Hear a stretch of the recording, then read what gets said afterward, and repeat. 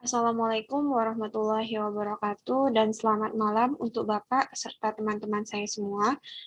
Perkenalkan, nama saya Anissa Dwi Utami Marpaung dengan nomor NIM 2303 dengan nomor absen 01.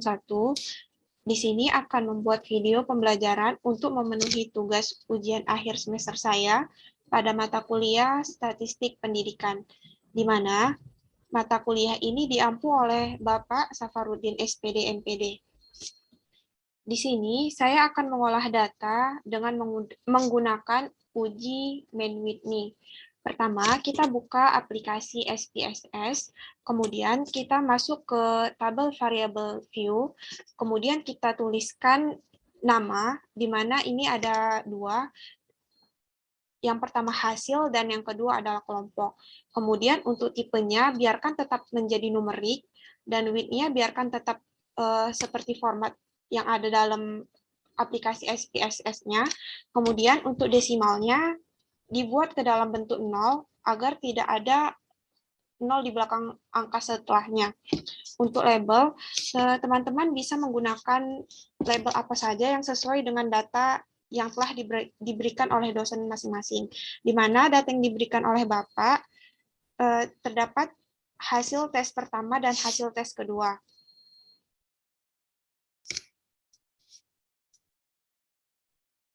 Kemudian, untuk value-nya tetap dibiarkan non, missing-nya juga non, kolomnya biarkan tetap sesuai format, dan align-nya juga, serta measure-nya juga tetap sesuaikan dengan format yang telah ada dalam aplikasi SPSS ini.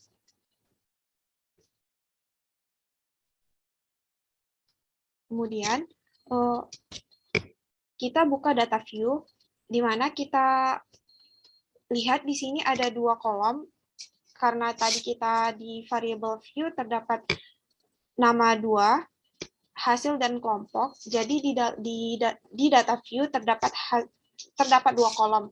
Pertama kolom hasil dan kedua kolom kelompok. Untuk kolom hasil ini kita isikan dengan hasil-hasil tes yang telah ada di data, dan untuk kelompok ini bisa teman-teman sesuaikan mau kelompok A, B, C, D atau 1, 2, 3, 4. Itu disesuaikan lagi kepada teman-teman masing-masing. Kemudian setelah kita isi semua kolom ini sesuai data yang ada, teman-teman bisa langsung menganalisis dengan mengklik analis, lalu dilanjutkan menjadi non-parametric test. Berhubung kita menggunakan uji Mann-Whitney, maka teman-teman gunakan independent sample.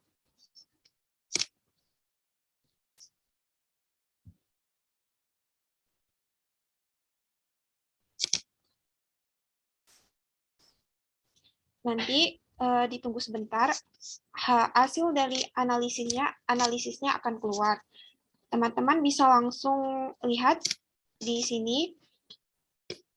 Untuk hasil kita formatkan ke dalam kolom pertama, dan untuk kelompok kita masukkan ke dalam kolom kedua.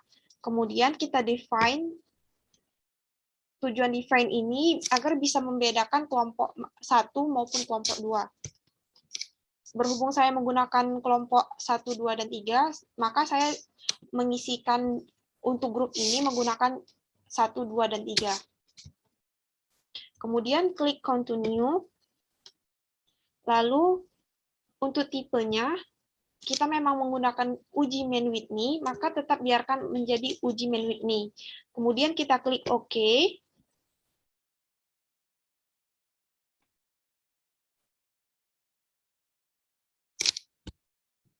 Nah, ini akan keluar hasil dari analisisnya, di mana kita dapat melihat hasil total keseluruhan data ada 36.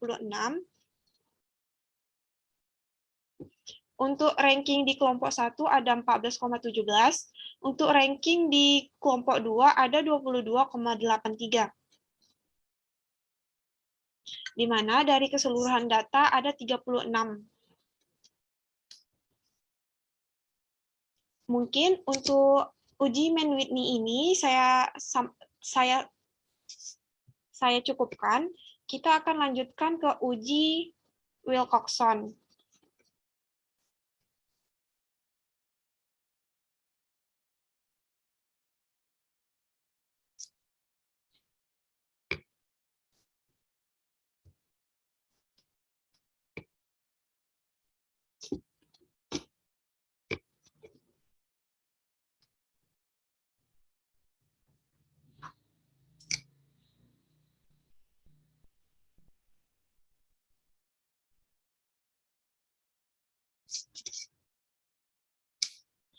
Di uji Wilcoxon ini terdapat dua tabel. Yang pertama ada tabel pretest atau nilai sebelum dilakukannya tes, dan tabel post-test atau nilai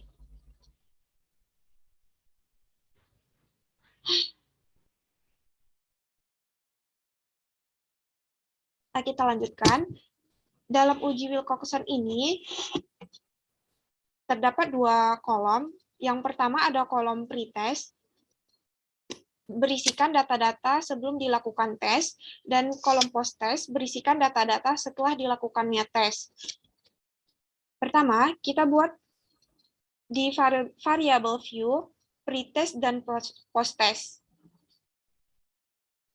Untuk tipe datanya biarkan tetap numerik, weight-nya biarkan tetap seperti ini. Untuk desimalnya kita buat ke dalam bentuk 0 agar tidak ada angka di belakang koma. Berhubung data yang diberikan oleh Bapak berisikan kelas kontrol dan kelas eksperimen, maka untuk kelas kontrol ini saya jadikan sebagai data pretest, dan untuk kelas eksperimen ini saya jadikan data post-test. Untuk value, biarkan tetap sesuai format, missing juga, kolom juga, align juga, dan measure juga tetap sesuai format yang ada di SPSS-nya. Lalu kita buka data view.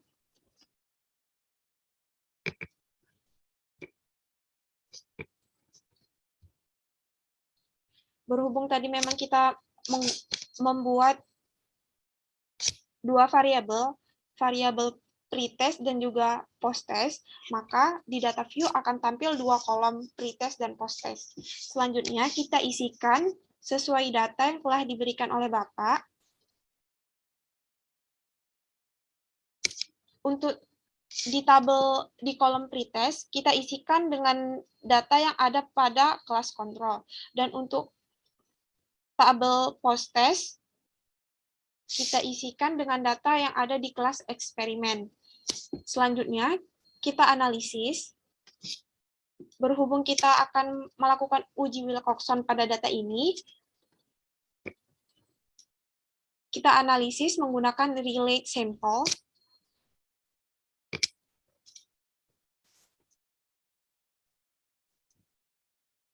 Kemudian di format ke dalam tabel atas.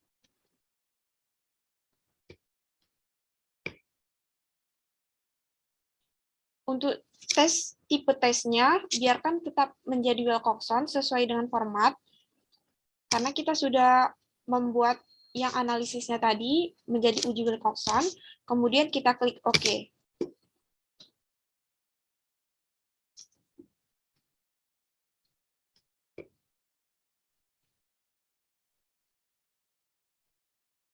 Maka akan keluar hasil dari uji Wilcoxon ini, di mana kelas eksperimen ranking rata-ratanya ada 7,17, sedangkan di kelas kontrol ada 14,85.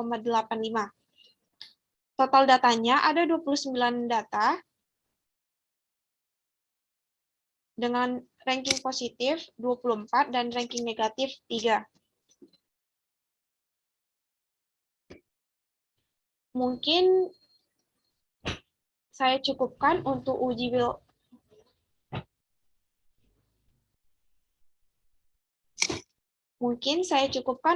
Wilcoxon ini. Jika banyak sekali suara-suara yang tidak diinginkan, saya mohon maaf karena tidak bisa menciptakan kondisi yang kondusif. Saya tutup dengan wassalamualaikum warahmatullahi wabarakatuh. dan sampai jumpa. Terima kasih.